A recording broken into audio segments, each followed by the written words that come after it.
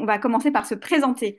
Donc, je m'appelle Astrid, je suis enchantée d'être avec vous aujourd'hui. Donc, comme Sébastien a dit, on s'est rencontrés à Istanbul il y a maintenant quelques années, ça ne nous rajeunit pas. Et s'il a pensé à moi aujourd'hui, c'est parce qu'en fait, avant d'arriver à Istanbul, pendant 7 ans, j'étais donc en Asie du Sud-Est, donc j'ai à plusieurs endroits. Donc, il y en a peut-être ici aujourd'hui qui ont travaillé ou à mes côtés ou dans des endroits, des écoles, des centres de langue où j'ai pu moi-même enseigner. Donc là, je suis en poste actuellement à Istanbul. Je travaille dans un lycée public qui s'appelle le lycée Galatasaray. Donc là, j'ai plutôt des grands ados parce que c'est les classes de 11e. Donc ça serait un peu l'équivalent en France de première.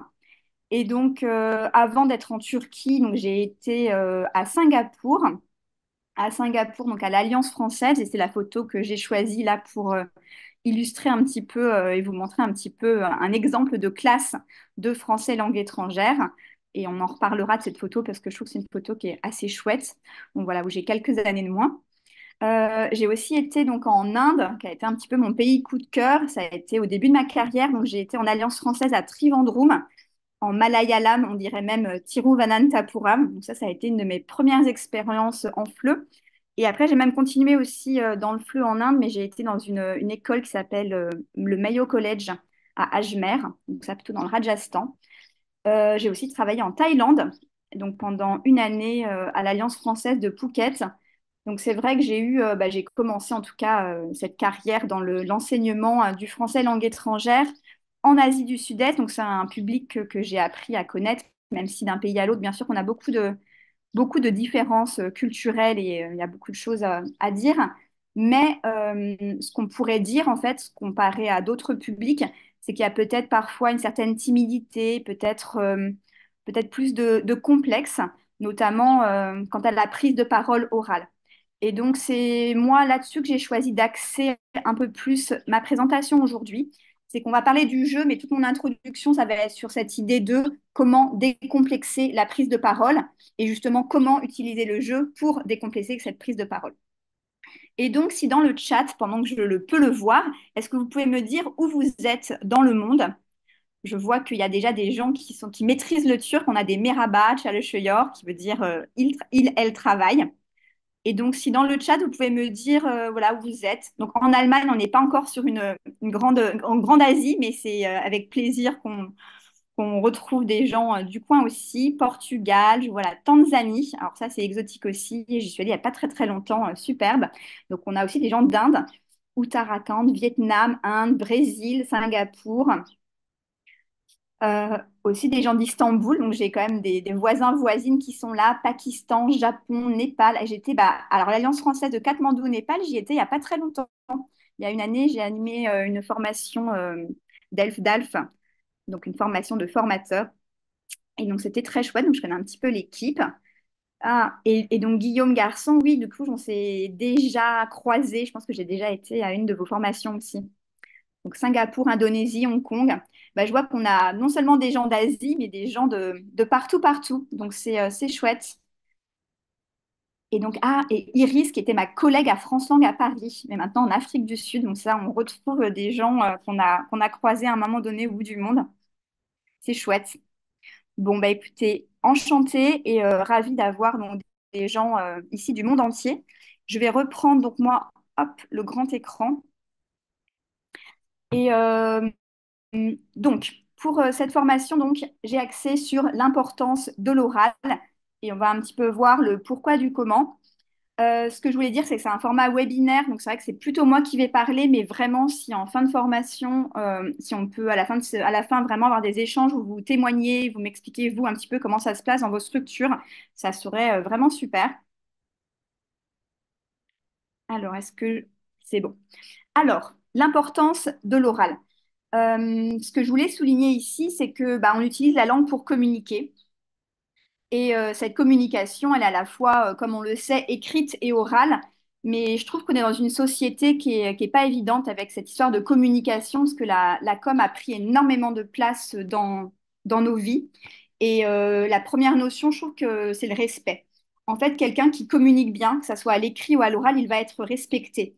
Et donc l'écrit, bah, c'est une autre thématique, mais c'est vrai qu'une personne qui maîtrise l'orthographe en langue française, et bah, elle va être lue. Et au final, le contenu n'est pas toujours forcément lu à juste titre. Ce qui va être très important, justement, c'est la forme, c'est l'orthographe. Et bah, pour l'oral, ça va être un petit peu la même logique. C'est-à-dire qu'une personne qui est éloquente, et en fait, on va l'écouter. Et c'est pour ça, je pense que c'est important, en fait, quand on est prof de langue, de donner de l'importance à cette communication et donc à cette production. Et donc là, aujourd'hui, on va plutôt parler de la production orale. Et ce que je dis souvent à mes élèves, et ça va être dans les alliances et aussi dans des cadres plus scolaires, mais il faut en fait avoir cette aisance. Et c'est ce qui fait que dans la vie, on va être écouté. Et le jeu, on va voir, va vraiment nous permettre d'avoir cette aisance. Donc voilà, donc l'importance de la communication orale pour être respecté. Et la deuxième chose que je voulais dire sur cette production orale, c'est que bah, dans nos établissements, que ce soit des alliances françaises ou autres, des instituts, des centres de langue, des écoles, on n'est pas dans des zones francophones ou on n'est pas forcément en France. Donc là, j'ai vu parmi vous que ce soit le Cambodge, l'Afrique du Sud, le Brésil. Ce ne sont pas des endroits où on parle forcément français dans la rue. Donc, ce qui est très important, c'est de pouvoir produire en classe. Parce qu'en fait, nos élèves, ils vont pas avoir d'autres moments, d'autres occasions pour produire. Et donc voilà, donc ne pas oublier l'importance de la production et donc de prendre ce temps sur notre temps de classe. Donc voilà, ne pas oublier qu'on n'est pas sur un cours magistral et que c'est bien à nos élèves de pouvoir en fait prendre le temps de produire.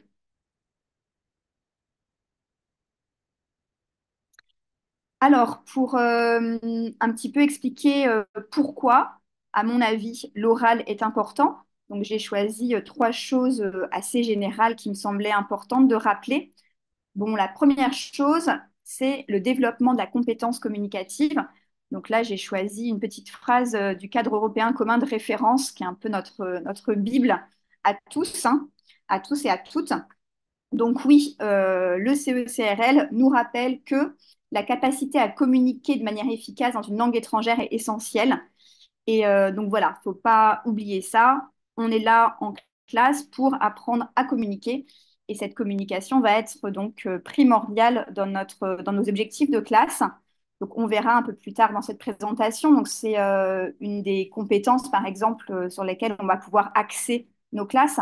Bah, ça va être tout ce qui est donc le jeu, avec le jeu de rôle qui va nous permettre vraiment de communiquer bah, dans une situation entre guillemets réelle et nous permettre d'utiliser les expressions courantes pour interagir, nous permettre de réutiliser le vocabulaire, la grammaire qu'on aura étudié en classe.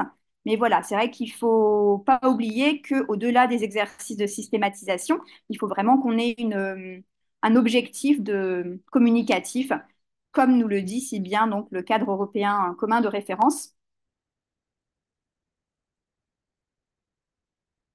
Alors, la deuxième chose, et c'est vrai que moi, dans mes formations, j'aime bien parfois parler un petit peu de tous ces savoir-être.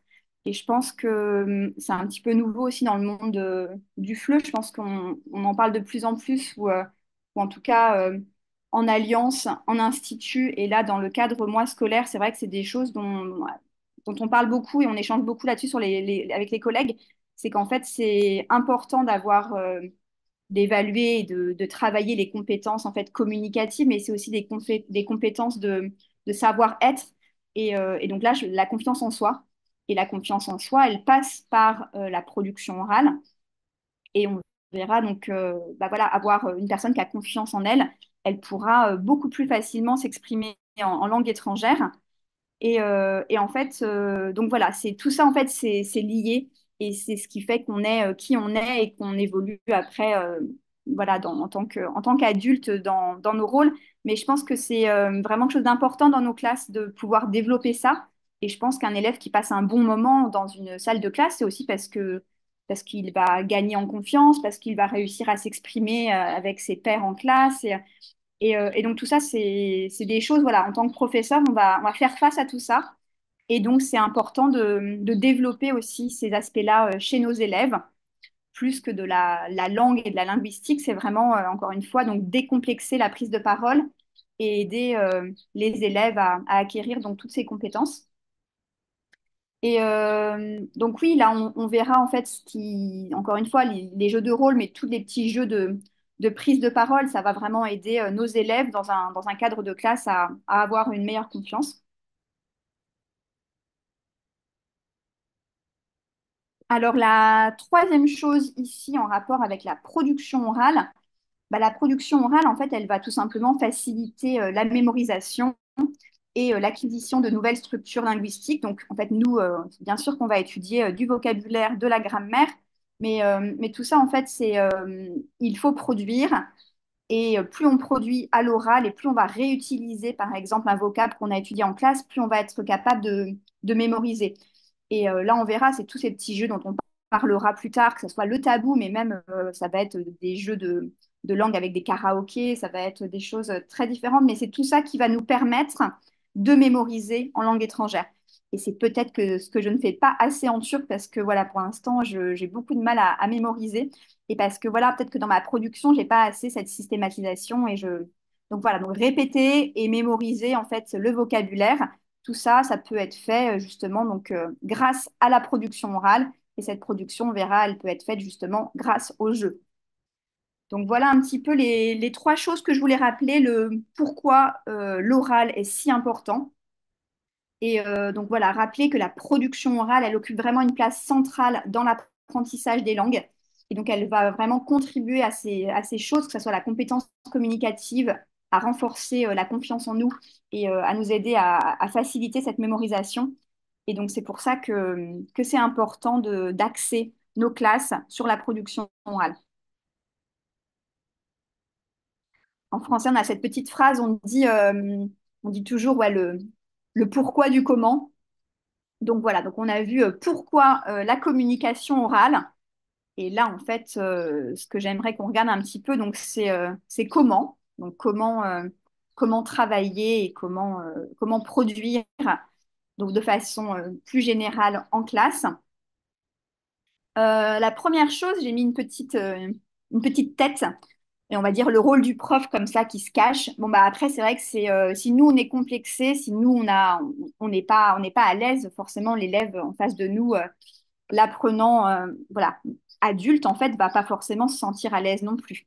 Donc la première chose, le rôle du prof, bah, ça va être lui entre guillemets d'avoir une approche décomplexée de la langue pour que en fait l'élève se retrouve décomplexé.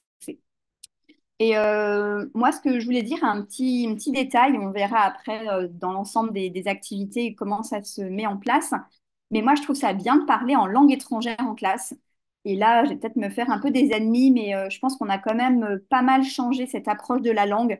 C'est vrai que moi, je suis la génération où, au début, quand j'ai enseigné, on me disait il faut absolument parler que en français, tout en français. Et oui, mais je trouve qu'on en revient un petit peu et je trouve que c'est important en fait de montrer à nos apprenants, à nos élèves que bah, qu'en fait c'est pas grave que nous on peut parler en langue étrangère ou pas, mais qu'en fait il y a pas de gêne et qu'en fait on peut en rire. And for example, if I speak in English 1 minute, I guess all of you can follow me, but you can see my strong French accent. Et en fait, ça fait mourir de rire tout le monde. Que ça soit, je me souviens à Singapour où il n'y avait pas du tout cet accent, ou en Inde où il y a un autre accent, mais du coup mon accent était quand même très drôle.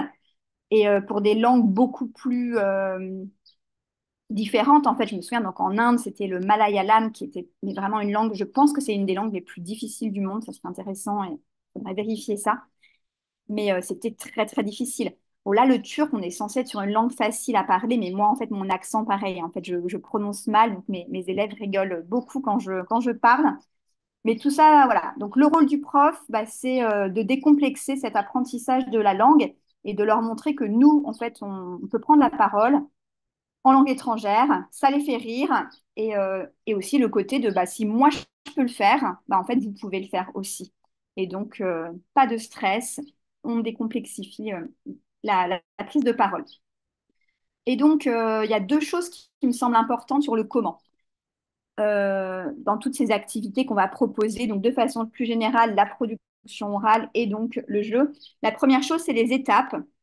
j'ai choisi, parce que j'aime beaucoup ça, petit à petit, pas à pas, goutte à goutte. Et il y a énormément d'expressions comme ça. Il y a une chanson de Zaz qui est assez chouette, qui reprend tout ça.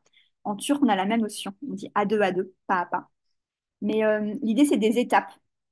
Parce que on s'est tous retrouvés dans cette situation adulte, hein, parce que là, moi, je max en tant qu'adulte, donc j'ai 40 ans, mais encore à 40 ans, où en fait, on est en train de parler dans une langue et d'un seul coup, quelqu'un vous dit, allez, maintenant, Astrid, tu parles turc. Et en fait, donc moi, voilà, comme je le disais, donc je ne pense pas avoir trop de complexes, je pense pas être une personne timide, mais si d'un coup, en fait, on me met cette pression, en fait, je me retrouve complètement désarmée, je panique et je vais pas être bien. Et donc, en fait, ce qui est important, c'est d'y aller par étapes. Et donc, la production orale, ça va être dans une classe, une première production qui va durer peut-être 1 minute, une deuxième production un peu plus loin, voilà, au fil des semaines, 3 minutes, puis ensuite 5 minutes. Pareil pour des jeux. Ça peut être, on verra, donc au début, ça va être une petite prise de parole à l'oral dans un jeu où en fait, ça va être quelques secondes, mais on ne peut pas tout de suite se lancer dans des choses trop complexe, trop longue. Il faut vraiment y aller par étapes. Et, euh, et en fait, moi, je vais pas mal parler dans les exemples que je montrerai dans les manuels. Donc, moi, du manuel prêt à parler, c'est ça, en fait. L'idée, c'est qu'on prépare, en fait, nos élèves, on les prépare pour qu'ils soient prêts à parler, mais c'est pas comme ça, en fait. C'est des étapes. C'est aussi, on verra, donc c'est ma troisième idée, c'est la répétition. Donc en fait, le fait de répéter en fait une activité, c'est pas une activité une fois. C'est pas un jeu qu'on va faire une fois. Ce qui va être chouette, c'est que la première fois qu'on fera un jeu, ça sera un peu difficile. Mais ce qui va être sympa dans notre groupe classe, c'est que la semaine d'après, en fait, on refera le même jeu. Et donc ce jeu, on l'aura déjà expliqué, donc on aura déjà des bonnes bases. Et le fait de répéter en fait une activité, on aura une classe, un groupe classe qui sera beaucoup plus à l'aise en fait. Et donc ça, c'est pour moi vraiment important, cette histoire de répétition. Et oui, j'ai marqué l'importance du rituel parce que c'est vrai que je fais pas mal de formations pour des formateurs, donc des professeurs en Turquie et dans le monde. Et j'ai une de mes formations préférées qui s'appelle donc la formation sur l'importance du rituel. Et moi, j'adore vraiment. Pour moi, c'est un essentiel de classe. C'est vraiment d'instaurer ces rituels. De façon hebdomadaire, si on a une classe toutes les semaines, mais ça peut être si on a une classe par exemple, là, ce que moi je peux avoir du lundi au vendredi, en fait, par exemple, tous les lundis, je vais avoir une activité, tous les mercredis une autre, tous les vendredis une autre. Mais c'est voilà, cette histoire de rituel qui va aider en fait nos élèves déjà à se préparer. Voilà, parce qu'en fait, la préparation, elle est aussi un peu psychologique. C'est tel jour, on va faire ça, on le sait, donc on est prêt. Et du coup, on ne sera pas pris au dépourvu. Donc, pour vous donner un mini exemple en production orale, moi c'est tout simple, hein, c'est rien je n'ai rien inventé. Le lundi, alors que ça soit en Alliance française, en institut, là au lycée, en fait, quand je suis en début de semaine, je vais toujours commencer ma classe par quoi de neuf. Et en fait, il y a un peu même cette blague, hein, c'est-à-dire que quand je croise des élèves dans la rue 10 ans plus tard, en fait, ils me font la blague, Madame, quoi de neuf? Parce qu'en fait, je les ai tellement embêtés avec ce quoi de neuf que voilà. Déjà, quoi de neuf, c'est assez cool comme expression. On l'a pas dans toutes les langues. On l'a en turc, il y a un a aber. Mais, euh, mais oui, donc c'est cool. Et quoi de neuf? Donc les élèves vont savoir que le lundi, je vais leur demander quoi de neuf. Donc déjà, ils vont y penser dans leur tête. Ils vont se dire, bah tiens, de toute façon, Astrid, elle va nous embêter. Faut qu'on soit prêt, faut qu'on ait un truc à raconter sur notre week-end. Et voilà, c'est voilà ce qu'on a fait comme activité. Et du coup, l'élève, il va pouvoir voilà, réfléchir à deux, trois phrases. Et en fait, sa production orale, elle sera pas mémorisée dans le sens où il aura, il ne va pas apprendre forcément par cœur, mais il sera prêt. Voilà. Et l'idée, c'est pas on le met devant le fait accompli de devoir produire d'un coup. Et, euh, et donc voilà un petit peu en quoi moi je trouve ça important de réfléchir sur comment en fait décomplexer la prise de parole. Donc on n'oublie pas, hein, parce que c'est pas évident, les étapes et on n'oublie pas la répétition.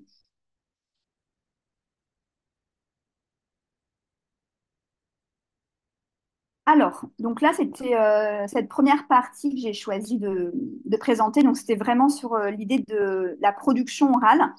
Et donc cette deuxième partie, donc on va plus parler du jeu. Je ne sais pas en fait si vous étiez à la première formation proposée par ma collègue Solène. Je pense que là, en fait, il y a beaucoup de choses qui vont se recouper dans le sens où, bah, en fait, elle n'a rien inventé, je n'ai rien inventé. Mais en fait, on va dire certaines choses, ça va être la même chose. Donc, j'ai envie de dire, c'est une bonne nouvelle. C'est qu'on a les mêmes informations et la même façon de voir le jeu. Donc, que ça soit voilà, pour un public enfant ou un public adulte universitaire, c'est vrai que les atouts du jeu, on va les retrouver en fait de façon générale. Ce qui est ici peut-être important voilà, de souligner, c'est que on va beaucoup entendre dans certaines cultures que le jeu c'est pour les enfants. Donc nous, ce qu'on va juste souligner ici, c'est que non, le jeu ce n'est pas pour les enfants, le jeu c'est pour tout le monde. Et donc ça va être le public adulte que j'ai eu vraiment donc partout en alliance, en institut, dans des écoles ou quand je dis que j'ai un public adulte, c'est vraiment hein, le fameux de 16 à 75 ans. Et c'est la photo que j'avais choisie là de l'Alliance française de Singapour. Et j'en reparlerai un petit peu de cette photo parce que c'était chouette Singapour pour ça. On avait vraiment des mixités en fait de tout en fait. Donc ça devait être hommes, femmes, différents milieux sociaux, différentes professions, différentes nationalités. Et je me souviens là de ce groupe classe qui était vraiment très chouette où j'avais donc des Singapouriens, j'avais un moine dans ma classe et j'avais aussi un prêtre. Donc on va être sur un côté très religieux, mais un moine bouddhiste et un prêtre en fait qui était donc allemand, catholique ou protestant, j'ai un petit doute, mais donc des profils très différents. Et malgré tout, ou je mens grâce à ces profils, en fait, c'était des jeux, mais qui étaient complètement fous et on rigolait énormément. Et c'était vraiment, voilà, vraiment très chouette comme ambiance de classe. Alors, quand je dis que le jeu, c'est pour tout le monde, et en fait, bah, c'est faute de problèmes techniques, moi, j'arrive pas à mettre ce fameux fond que tout le monde a avec mon écran. Mais du coup, ce qui est bien, c'est que vous pouvez voir, hop, ma bibliothèque. Et ben, ma bibliothèque, il y a même une ludothèque. Tout ce qui est en bas là, tac, ce sont des jeux. Et juste pour vous prouver que voilà, le jeu, c'est pas du tout moi en tant que prof, hein, c'est juste Astrid adulte qui aime jouer et qui régulièrement, voilà, avec des copains, des copines, ben, on se retrouve, on joue, on se fait des soirées jeux. Et vraiment, le jeu fait partie de ma vie. Et je suis convaincue qu'en fait, on devrait jouer plus parce que tout ce qu'on va dire, en fait, l'atout du jeu en classe, bah, en fait, c'est l'atout du jeu dans la vie et dans nos interactions de façon générale.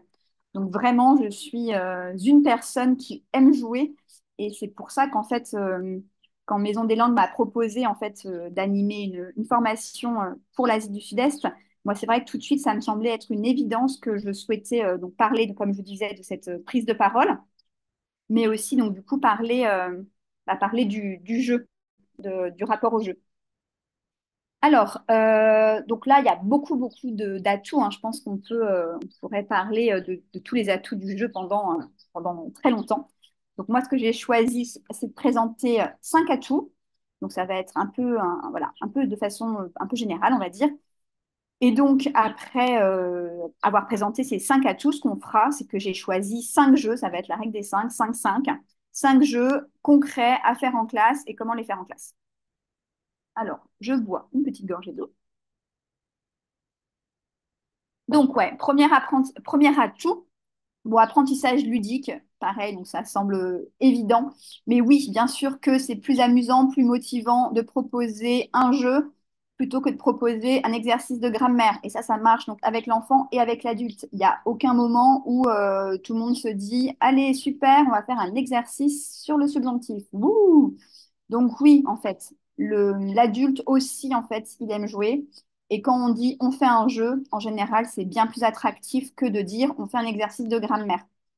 Donc la différence peut-être avec l'adulte, c'est qu'il y a des moments, je pense, où il y a une fatigue. Donc c'est vrai qu'il faut alterner. En fait, on ne peut pas, quand on est adulte, donc moi la première, hein, j'ai déjà appris là récemment, j'ai pris des cours d'espagnol au Cervantes. En fait, après une journée de travail, quand on est fatigué, on n'a pas forcément l'énergie de jouer pendant 2 heures de classe. Donc, c'est bien sûr qu'il va falloir alterner des activités différentes, mais il y a toujours un moment où on est quand même content de se dire, allez, là, c'est le moment du jeu et on va s'amuser. Et voilà, on est motivé et c'est voilà, une activité, un bon moment à passer. Alors, deuxième atout du jeu, alors pratique informelle, bah oui, c'est moins anxiogène que de faire une présentation orale. C'est moins anxiogène que de se retrouver à faire une évaluation, un test. Donc, il y a en Turquie, en tout cas, c'est vraiment quelque chose de très, très compliqué et difficile, cette histoire de test. Il y a toujours des examens, des tests. À Singapour, je me souviens qu'au niveau du système aussi, c'était dur.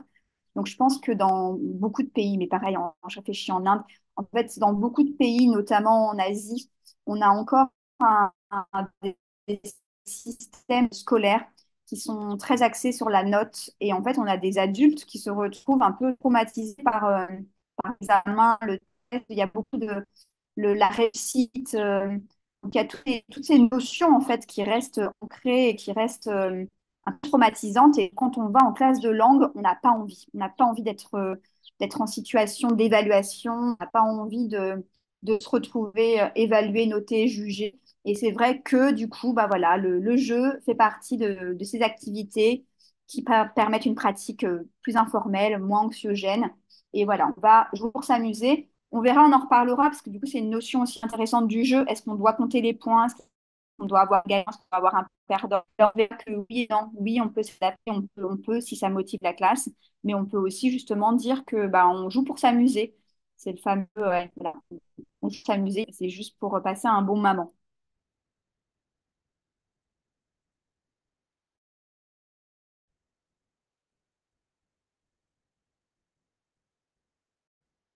Alors, une chose, parler de l'interaction sociale. Euh, alors là, donc au contraire de ce que j'ai pu dire avant, on peut imaginer que l'interaction, elle est associée à une compétitivité et la motivation à gagner. Mais je voulais souligner ici, c'est plutôt l'idée d'interaction, l'idée d'équipe.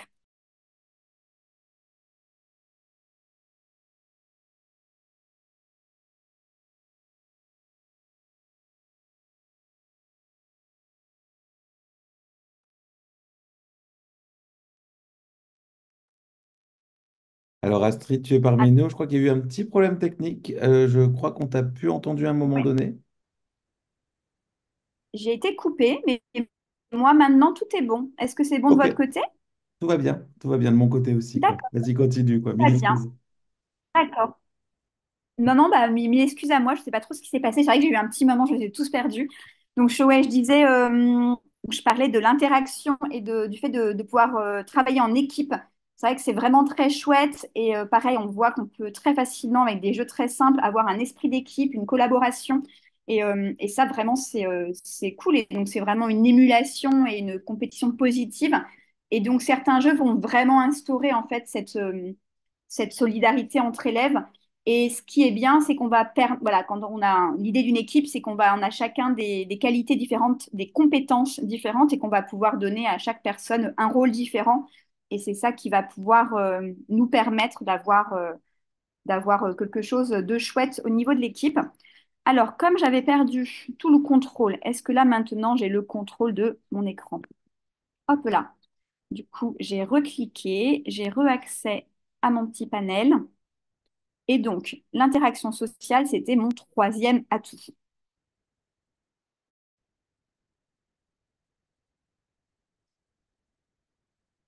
Alors, est-ce qu'on va retrouver tout le micmac du début? Hop. Sauf que du coup, ça va vite. Alors, numéro 4, l'atout numéro 4. Atout 4, renforcement des compétences linguistiques. L'atout du jeu, c'est qu'on va pouvoir donc axer notre jeu sur tout plein de choses. Et donc, si on a envie de travailler le vocabulaire, on pourra le travailler le vocabulaire. La grammaire, ça sera la grammaire, la prononciation, tout est possible. Et c'est ça qui est intéressant avec le jeu, c'est que en fait, on peut cibler en fait l'aspect de la langue qu'on veut travailler. Donc, ça sera d'autant plus intéressant que on va quand même travailler la langue, mais ça sera entre guillemets caché par ce jeu. Et c'est ça qui va être bien en fait, nous, dans notre façon de faire. C'est que plutôt que de dire qu'on va travailler cette notion de grammaire, et ben, on pourra la travailler avec un jeu. Et c'est ça qui sera bien. Et donc, je vais essayer d'avancer un petit peu comme pour qu'on puisse aller à nos jeux quand même. Dernier atout, la mémorisation.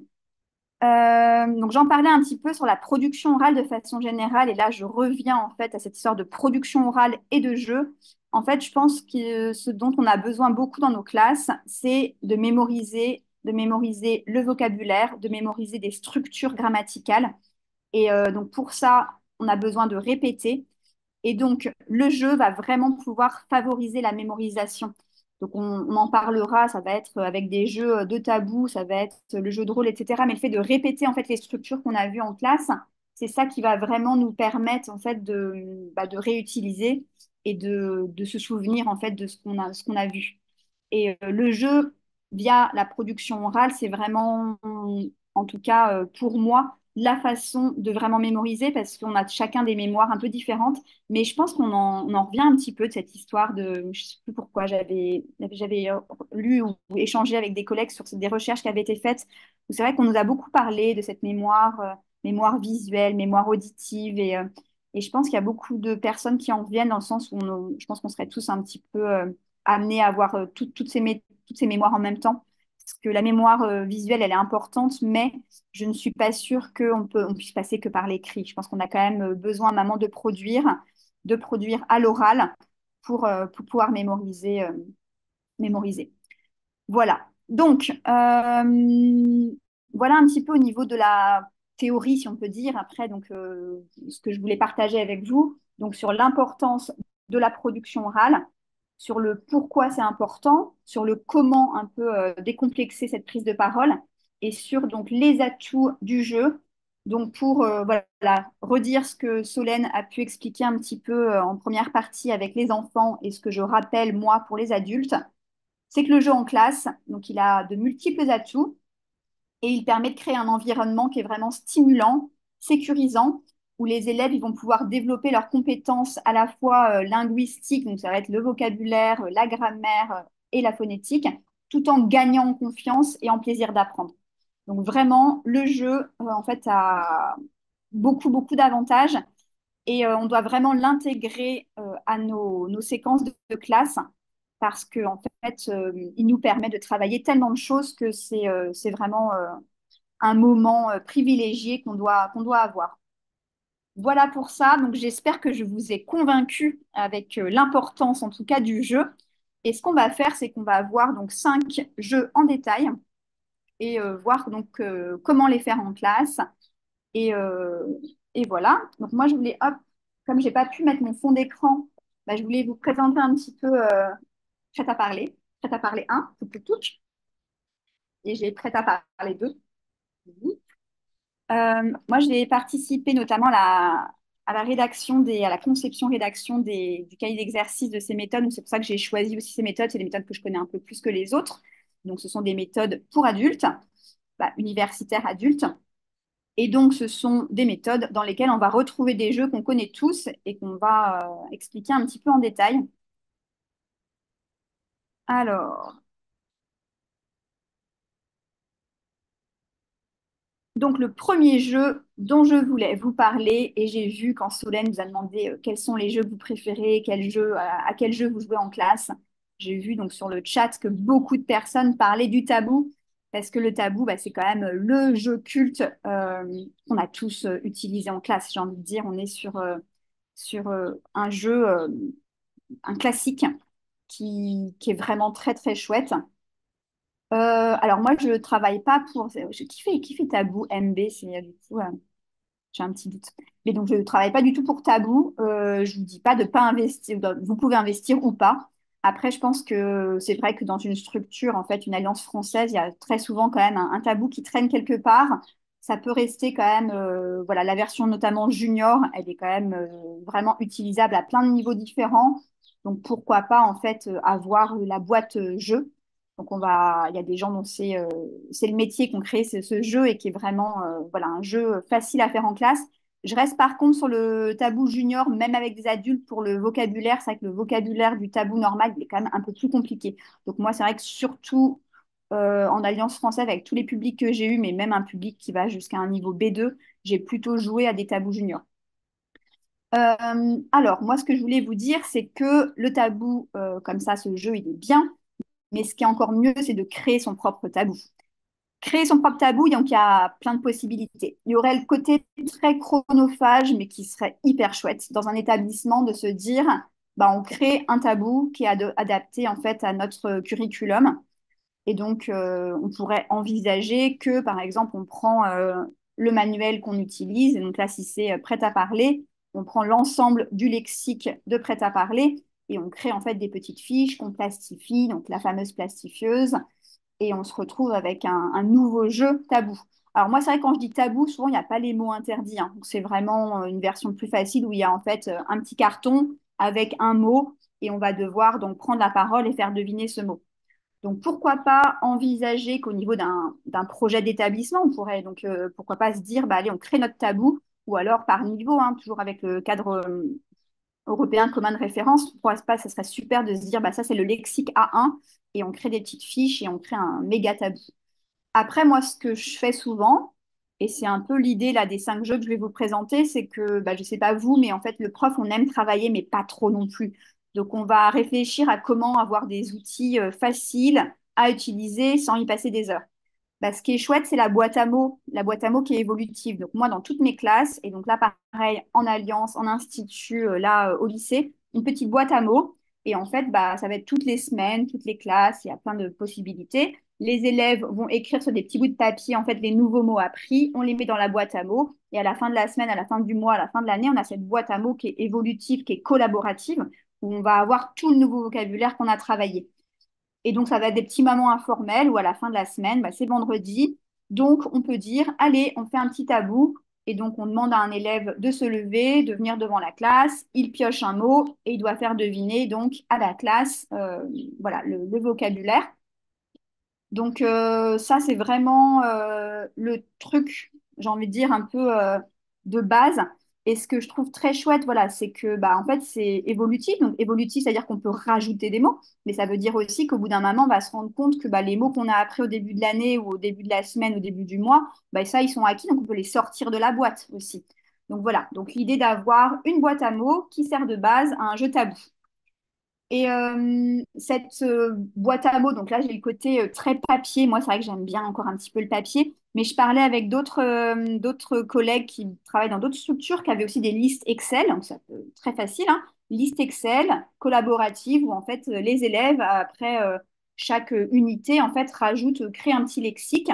Et ce petit lexique, pareil, après il peut être imprimé, plastifié. On a des petites cartes. Ce que j'utilise beaucoup, et j'ai entendu aussi dans la première partie, la première formation qui vous a été proposée, c'était cette sorte de Quizlet. Moi, j'aime beaucoup Quizlet, c'est facile, pareil. Donc, moi, je crée des petites cartes. Le problème, c'est que c'est des flashcards de double sens. Et moi, souvent, quand même, il y a une demande de le faire en langue étrangère. Donc, ça va être français-anglais ou bah, donc français-turc ou je ne sais. Et c'est juste le problème si on n'a pas de langue commune autre que le français. Et du coup, c'est quand même bien d'avoir un petit jeu de traduction. Après, en réalité, bon, bah, c'est comme ça. L'anglais est quand même souvent une langue qui est parlée par un élève qui apprend la langue française. Donc, c'est vrai que Singapour, encore une fois en Inde, mais même en Thaïlande, en fait, j'avais quand même souvent des apprenants qui parlaient un petit peu anglais. Donc, voilà, on peut avoir ce côté Quizlet avec donc des flashcards qui sont déjà toutes prêtes pour pouvoir commencer voilà, une activité tabou. Alors moi, ce que j'ai choisi là, par exemple, de vous présenter, donc c'est pas un jeu tabou tel quel dans Prêt-à-parler, mais donc dans Prêt-à-parler, vous avez donc ces listes de vocabulaire. Donc là, j'ai pris au hasard ou pas, parce que je trouvais ça intéressant, le petit lexique avec les professions de la santé et du bien-être. Donc là, c'était dans Prêt à parler 2, page 58. Et moi, ce que je trouverais chouette ici, c'est d'avoir un double objectif, donc un objectif aussi donc lexical avec donc ses professions à travailler.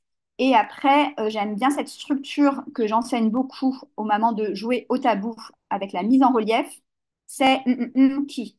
Donc là, par exemple, on pourrait imaginer, je poche mon petit papier, c'est le médecin qui soigne les problèmes de cœur. Et donc là, en fait, on a mon groupe classe qui doit deviner une cardiologue. C'est la médecin qui soigne les problèmes de peau. Et donc là, on va avoir une dermatologue. Donc voilà en fait, donc très facilement avec ces petites listes de vocabulaire qu'on va retrouver tout au fil des méthodes des manuels prêts à parler, on va retrouver donc ces listes qu'on peut donc très facilement mettre avec des petites cartes et créer un petit jeu de tabou. Voilà pour le tabou. On pourra en reparler un petit peu tous ensemble, mais j'avoue qu'on est un peu sur le jeu phare des profs, hein, et donc qui nous permet de réétudier tout ce qu'on disait, ce que c'est par étapes. Il y a ce côté répétition et c'est chouette. Alors, deuxième jeu. Alors, deuxième jeu, c'est le menteur. Alors, le menteur, c'est vraiment un de mes jeux préférés. J'adore le menteur. Qu'est-ce que je peux vous dire sur le menteur? Le menteur, c'est très simple. C'est qu'en fait, on va donner plusieurs phrases. Et donc, il y a des phrases qui sont vraies, des phrases qui sont fausses. Jusqu'à là, pas de problème. Alors, ce que je vais essayer de faire, c'est que j'aimerais bien quand même vous voir un petit peu. Là, je prends prise de risque. Je vais essayer de sortir de mon écran. Oh non, ça va pas. J'aimerais jouer avec vous. Alors, hop, j'enlève le grand écran, normalement, je revois le chat ou pas. Bon, ben, moi, j'ai pas le. Non, je vais pas y arriver. Bon, ben, je jouerai avec vous, menteur, un peu plus tard, sinon. Comment je peux faire? Hum. Alors, hop là, si, j'ai réussi à avoir le chat. Alors, donc j'ai accès au chat, je vous vois, et donc ce que j'aimerais qu'on fasse, c'est un petit jeu de menteur ensemble. Je vais vous faire un menteur spécial Asie, très facile.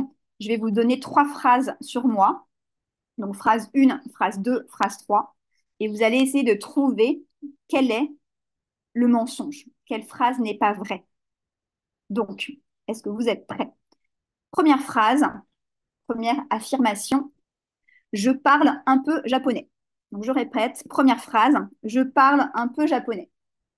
Deuxième phrase, préparez-vous, mon grand-père est mongol. Mon grand-père est mongol. Troisième phrase, je déteste les sushis. Je déteste les sushis. Donc je vous propose un, 2, 3, essayez de voter quelle phrase est fausse. Donc 1, je parle un peu japonais. 2, mon grand-père est mongol. 3, je déteste les sushis. Donc à votre avis, quel est le mensonge? Donc après, en situation de classe, c'est plus interactif. Les élèves peuvent vous poser des questions. Donc je vois des 2, je vois des 3, 2, 3, 2, 3, 2, 3. La deuxième phrase est fausse. Donc du coup, tout le monde, voilà, j'ai bluffé tout le monde avec le japonais. Mais je retrouve des 2, des 2. Donc je répète une dernière fois. 1, je parle un peu japonais. 2, mon grand-père est mongol. 3, je déteste les sushis. Là, on a re des 2, 2, 2, 3, 2, 3. Bah, vous êtes quand même assez fort. Donc il y en a qui me connaissent un petit peu ou pas. C'était donc la 3. La troisième phrase était fausse parce que j'adore les sushis. Et donc, oui, je parle un petit peu japonais parce que j'ai fait japonais en langue vivante 3 au lycée. Et j'ai une maman qui parlait un petit peu japonais quand j'étais jeune, donc j'ai un petit peu pratiqué avec elle. Et oui, mon grand-père est mongol, il est né en Mongolie, il avait une carte d'identité mongole et voilà, c'était sa nationalité. Voilà, je ne sais pas si ça se voit vraiment sur mon visage, mais donc j'ai des origines asiatiques. Voilà, c'était un petit peu pour un petit webinaire spécial Asie. Petit secret sur moi. Et donc, 3, c'était faux, je déteste les sushis parce que j'adore ça. Ici, donc vous avez vu au niveau de la structure de mes phrases, je parle un peu, mon grand-père est, je déteste les sushis. On est sur des phrases qu'on peut faire à des niveaux vraiment A1, A2, donc tout au début de l'apprentissage du français. Et après, ce qui est chouette en fait dans une interaction de classe, c'est qu'on peut demander aux élèves de nous poser des questions. Donc pour essayer de tester un petit peu et de deviner en fait quelle va être la bonne ou la mauvaise réponse. Alors moi, ce que j'adore faire comme activité quand je joue au menteur, c'est faire une version beaucoup plus longue, où en fait, par petits groupes, je vais leur demander, donc je vais avoir un groupe classe, donc par exemple, je vais avoir 20 élèves dans ma classe, et je vais distribuer des petits papiers à tous mes élèves, et je vais désigner 2 ou 3 menteurs. Donc je distribue des petits papiers verts, vous n'êtes pas menteur, des petits papiers rouges, vous êtes un menteur, ou alors une petite croix, vous êtes le menteur. Donc je distribue mes petits papiers face cachée. Et donc, chacun va devoir raconter une petite histoire sur une thématique. Donc, par exemple, dans les thématiques qui marchent très très bien, c'est au moment des fêtes, raconte-moi ton dernier Noël, raconte-moi ta Saint-Valentin préférée ou un souvenir de Saint-Valentin. Et donc, chacun raconte sa petite histoire. Et après, donc, on est avec le groupe classe et on va devoir essayer de trouver qui est le menteur dans le groupe, qui sont les menteurs. Et ça, vraiment, tester et approuver donc avec des adultes, ça marche très, très bien. Et c'est drôle, on rigole bien parce qu'en fait, chacun va trouver une petite anecdote à partager. Et donc là, je vous donne la version Saint-Valentin, donc qui permet de faire produire à des élèves de niveau, je sais pas, peut-être B1, B2. Mais comme je vous l'ai montré avec mon exemple, on peut faire ça avec des niveaux, voilà, beaucoup plus des niveaux A1, A2. Et donc, cette idée du jeu du menteur, on va le retrouver en fait beaucoup, beaucoup dans Prêt-à-parler. Donc là, j'ai choisi à chaque fois de vous montrer un exemple. Donc là, pour changer, j'ai pris Prêt-à-parler 1 pour faire un truc un peu plus facile. Donc vous trouvez page 109, écrivez 2 projets faux et 2 projets vrais, puis en groupe, écoutez les projets de vos camarades. Les croyez-vous? Donc vraiment, on a cette idée voilà, de jouer au menteur, et là sur des choses très simples. Donc samedi, je vais jouer au rugby avec des joueurs professionnels. Bon, j'avoue que c'était un peu facile à trouver. Faux, c'est faux. Donc voilà pour le jeu du menteur qu'on va retrouver donc dans la méthode à plusieurs niveaux, que ce soit dans Prêt-à-parler 1 ou Prêt-à-parler 2. Donc, hop là, je dois reprendre mon grand écran. Hop, voilà, donc je n'ai plus accès au chat. Donc je suis désolée si je ne réagis pas. Je vois qu'il se passe plein de choses. En tout cas, c'est chouette que vous échangiez ensemble. Mais du coup, en fait, c'est vrai que quand on parle, on est un peu seul devant sa caméra, on ne peut pas voir le chat. En tout cas, je n'ai pas trouvé. Donc voilà pour le jeu numéro 2. Jeu numéro 3. Hop, jeu de devinettes. Et j'ai cliqué trop vite. Jeu de devinettes. Alors, jeu de devinettes, pareil, hein, jeu de devinettes, ça veut tout et rien dire. Et en fait, il y a plein, plein de choses qu'on peut faire. On est sur vraiment le basique du jeu. Donc là, pour commencer, bah, pareil, je vais vous montrer un petit jeu dans Prêt-à-parler. Donc dans Prêt-à-parler 2. J'ai choisi ce jeu en petits groupes. Mettez chacun, chacune, un ou deux objets dans une boîte. Une personne tire un objet au sort et le décrit. Les autres ferment les yeux et devinent l'objet. Jouez chacun, chacune votre tour. J'ai vraiment bien aimé cette devinette parce qu'il y a le côté aussi physique, en fait, au manuel où on va manipuler un objet. Et j'ai bien aimé ce petit jeu de devinette. Donc, c'est un petit objet bleu en papier. Ça sert à écrire le vocabulaire. Réponse, un cahier. Et là, ce que je voulais redire, en fait, c'est que vous voyez, on est sur la production orale, donc on travaille la production, mais on va travailler le lexique, donc on va avoir le vocabulaire des objets, mais aussi des structures grammaticales. Souvenez-vous, donc là, on va avoir cet objet sert à, c'est utile pour, on va avoir toutes ces formes, en fait, qu'on va réutiliser et on va donc répéter ce qui a été vu avant en classe. Donc voilà pour le devinette. Et si vous regardez un peu la photo là que j'ai choisie, vous connaissez tous et toutes ce jeu qui s'appelle Amnésia. Bah, Amnésia, il s'appelle Amnésia. Moi, je l'appelle Amnésia, mais en fait, il y a plein de gens qui l'appellent différemment. Et on a tous déjà joué à ce jeu. Donc, on prend un petit post-it. Sur les post-it, chacun va écrire le nom d'une personne célèbre. Après, on mélange les post-it et on se colle tous un petit post-it sur le front et on doit deviner qui on est. Donc, peut-être qu'il y a des gens qui appellent ce jeu qui est d'ailleurs. Et donc, souvenez-vous, c'est un petit jeu avec des questions fermées. Est-ce que je suis un homme? Oui. Est-ce que je suis un chanteur? Oui. Est-ce que je suis français? Non. Bon, bah, on passe à la personne suivante. Et ainsi de suite, comme ça. Donc, on peut se retrouver voilà, à tourner, à jouer. Donc ouais, que ça soit le qui est, le amnésia, le jeu de devinettes, hein, tout ça, ce sont des productions orales qui sont très cadrées, mais en même temps, on va réviser un peu de tout. Et donc, c'est très complet et c'est vraiment une mise en œuvre facile. Je vois un autre petite devinette que j'avais choisie au début, mais que je n'ai pas présentée dans mes slides. C'est dans Prêt-à-parler 1, par exemple. À 2, choisissez un pays, parlez de son climat et de sa géographie à une camarade pour lui faire deviner. Elle vous pose des questions. Exemple, c'est un pays d'Europe, il fait froid en hiver, il n'y a pas de mer, mais il y a un grand lac. C'est la Suisse. Voilà, donc beaucoup d'activités donc dans les deux prêts à parler là sur lesquels j'ai plutôt travaillé là le un et le 2. où on va retrouver des petits jeux très faciles, des petits jeux de devinettes. Et ce que je voulais dire, petit rappel, en fait, quand on voit là Amnésia ou des jeux de devinettes, on n'est pas obligé de tout faire en grand groupe. On peut vraiment se dire qu'on est par petits groupes, petits îlots de 4, 5 élèves.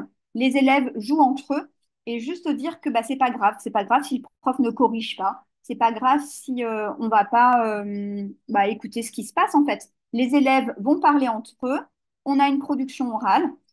Peut-être que ça sera aussi plus facile, hein, au niveau, on parlait de décomplexer la prise de parole, c'est plus facile d'être décomplexé quand on n'a pas le professeur qui nous écoute, quand on est entre pairs. Donc ne pas hésiter aussi à travailler par îlot, pas obligé toujours de faire toutes les activités en grand groupe. Alors, jeu numéro 4. Pareil, on est sur les classiques, méga classiques, hein, le jeu de loi. Mais donc pareil, c'est un peu la même logique que ce que je disais pour le tabou. C'est-à-dire qu'on peut imaginer qu'on peut créer en fait nous-mêmes des jeux de loi. Après, c'est un peu chronophage, ça prend du temps et c'est pas toujours évident. Moi, là par exemple, c'est un petit jeu que j'ai trouvé sur Internet il y a X années. En fait, j'ai énormément joué à ça en classe, voilà, avec mes élèves, en Alliance française, en institut en Asie. C'est vraiment, on est sur un truc très basique. On met les élèves par petits groupes, ils jouent entre eux, ils se posent des questions. Et en fait, c'est juste, voilà, un petit jeu de production orale avec des petites questions simples. Mais voilà, j'ai toujours eu beaucoup d'élèves qui étaient vraiment en demande là-dessus. Et ce qu'on retrouve dans Prêt à parler, en fait, c'est qu'on va avoir, là je l'ai coupé parce que c'est un peu, voilà, je ne pouvais pas tout mettre sur le slide, mais vous regarderez en détail, donc page 78 dans Prêt à parler 2, où vous avez en fait un jeu de loi complet, du coup, qui est vraiment axé sur ce qui a été vu en classe. Donc, posez cette question de 2 manières différentes. Vous êtes marié, donc on va avoir un petit peu des objectifs aussi grammaticaux déguisés. Que porte votre camarade de droite aujourd'hui? Donc là, plutôt rappel aussi du champ lexical des vêtements. Conjuguer le verbe jeter au présent de l'indicatif. Donc, en fait, on peut tout avoir. On peut imaginer, donc là, comme ce que je vous ai partagé, quelque chose avec de la production orale, mais on pourrait imaginer un jeu de loi qui est entièrement basé sur des révisions de grammaire. Voilà, donc le jeu de loi marche sur tous les objectifs et en fait permet vraiment voilà, une prise de parole facile et voilà, dans un climat sécurisant, en fait, on a son petit pion qui bouge et c'est chouette.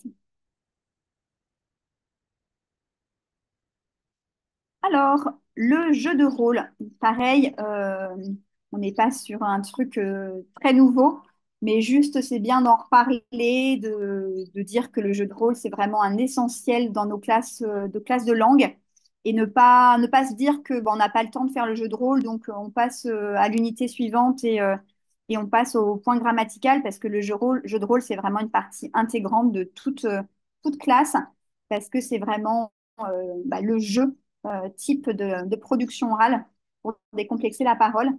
Ce que j'ai noté, pareil, donc Solène, elle donnait comme exemple de donner des accessoires pour, par exemple, avoir vraiment nos élèves qui sont bien dans le rôle du personnage. Et donc, moi, j'encourage vraiment à théâtraliser un maximum parce que c'est vrai que c'est là qu'on peut avoir des choses chouettes.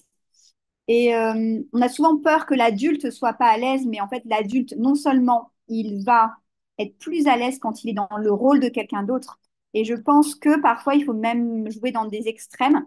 Et donc, c'est pour ça que j'avais choisi de vous montrer cette photo de ma classe à Singapour, où par exemple, le prêtre, je me souviens un jour, on avait fait un jeu de rôle avec, donc il était en binôme avec une jeune femme singapourienne. J'ai mon prêtre allemand, et c'était une scène de ménage où il devait, en fait, il disait à sa femme qu'il n'en pouvait plus de je ne sais quoi, ou une sorte de tromperie, un truc un peu drôle. Et en fait, donc lui, en tant que prêtre, voilà, avait fait vœu de célibat. Mais c'était mais tellement, tellement drôle. Et en fait, je pense qu'on est là, du coup, quand on joue un rôle, on peut se permettre des actes de parole qu'on ne se permettrait pas, en fait, dans une routine plus classique. Donc, c'était vraiment très chouette voilà, pour décomplexer la prise de parole. Vraiment, il faut y aller sur donner des rôles et vraiment ne pas hésiter à attribuer un rôle, donner un accessoire. Et on peut vraiment faire ça à tous les niveaux. Ça va être le petit jeu de rôle où on va jouer le touriste qui achète un croissant à la boulangerie. Et après, on va retrouver à des niveaux B2, C1, un conseil municipal. J'adore dans mon conseil municipal choisir qui va être le maire, qui va être, je sais pas, l'avocat du village, le grand médecin, et on va avoir un adolescent qui rêve de se présenter au municipal et des choses très différentes, mais qui vont pouvoir un petit peu voilà, changer, voilà, changer des rôles et de nous donner la possibilité de s'exprimer aussi avec des accents différents, avec un niveau de langue différent selon le rôle qu'on a. Et c'est ça qui sera très chouette. J'ai choisi de vous montrer dans Prêt-à-parler, dans le 1, page 133, une activité avec l'échange d'appartements. Imaginez que vous échangez votre logement, rédigez une annonce avec la description de votre logement, puis en classe, affichez vos annonces et cherchez un logement parmi les annonces de vos camarades, demandez des précisions. Souvent, on voit qu'on a d'abord un support écrit qui a été préparé, parce que voilà, comme on disait, on prépare. En fait, c'est pas hop, d'un coup, on va parler d'échange d'appartements. C'est pas comme ça. Il y a tout un travail préparatoire. On y va par étapes. Étape 1, je rédige mon annonce. Étape 2, j'affiche mon annonce. Étape 3, d'accord, je mets en place donc, ce jeu de rôle. Et ensuite, en fait, je vais faire produire à l'oral. C'est pas, voilà, il faut toujours, comme on a vu, y aller par étapes. Et donc là, on se retrouve avec l'échange d'appartements. Moi, j'adore faire ça. Je suis très, très active sur Home Exchange. Donc, c'est pour ça que j'ai choisi de vous montrer ce petit jeu de rôle-là.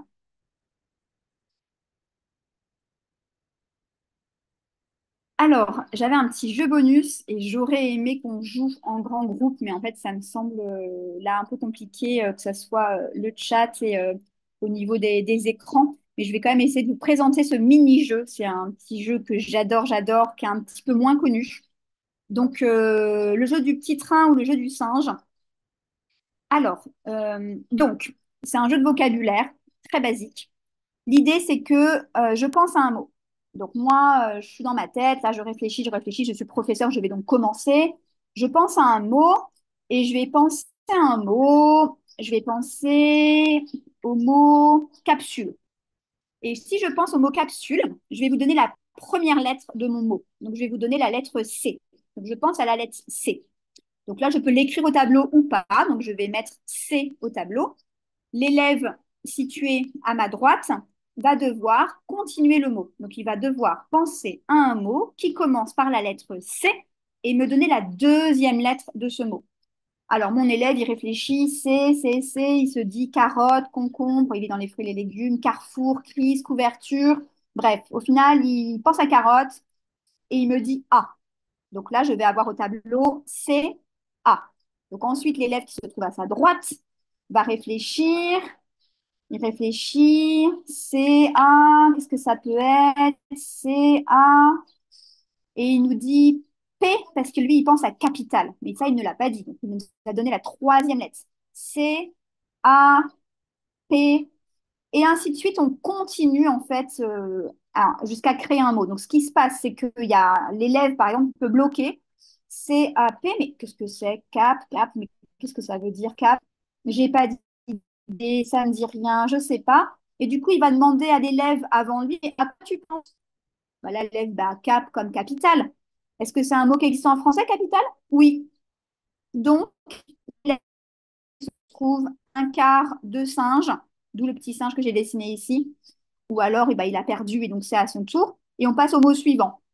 Donc, mot suivant, l'élève qui a perdu va donner donc la première lettre du mot auquel il pense. Lui, il pense à M comme montre, donc il va donner la lettre M. Et on va créer comme ça des mots. Ce qui est sympa, après, on verra, c'est qu'il y a des stratégies de jeu. Donc, les élèves peuvent bluffer, c'est-à-dire que même s'ils pensent à rien, très stoïquement, ils peuvent dire eux. Et on va continuer le mot comme ça. Et ça, pareil, pas des grandes productions, dans le sens où on est sur une production orale minime, on va donner une lettre, mais on va vraiment avoir une bonne énergie de classe et c'est vraiment un petit jeu qui peut se faire en fin de classe. Et donc là, je vois Sébastien qui arrive, ça fait un peu Astrid. Astrid, c'est fini. Et ça tombe bien parce que c'est vraiment fini.